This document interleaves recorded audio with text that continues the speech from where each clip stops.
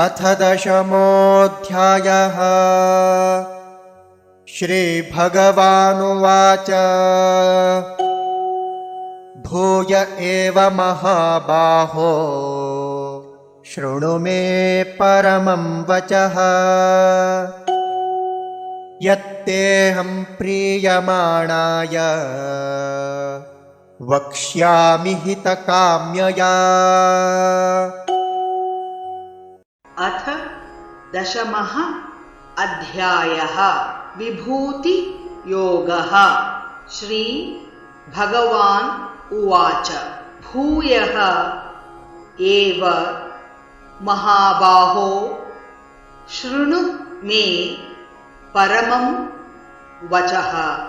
यत् ते अहं प्रीयमाणाय वक्ष्यामि हितकाम्यया। ॐ श्रीकृष्ण परब्रह्मणे नमः। ॐ श्रीकृष्ण परब्रह्मणे नमः।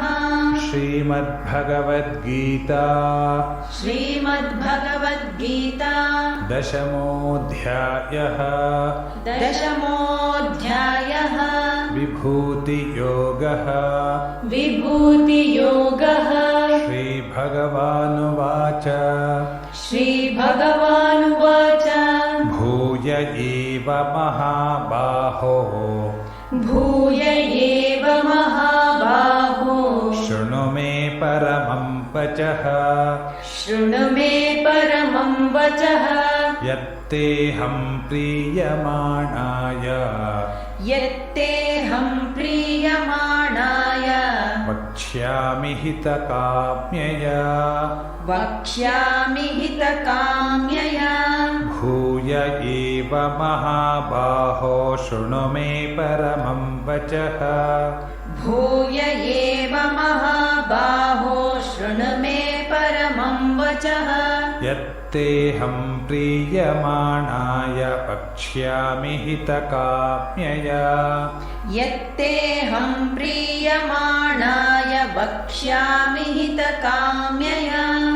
भूय एव महाबाहो शृणु मे परमं वचः। यत्तेऽहं प्रीयमाणाय वक्ष्यामि हितकाम्यया। भूय एव महाबाहो शृणु मे परमं वचः। यत्तेऽहं प्रीयमाणाय वक्ष्यामि हितकाम्यया।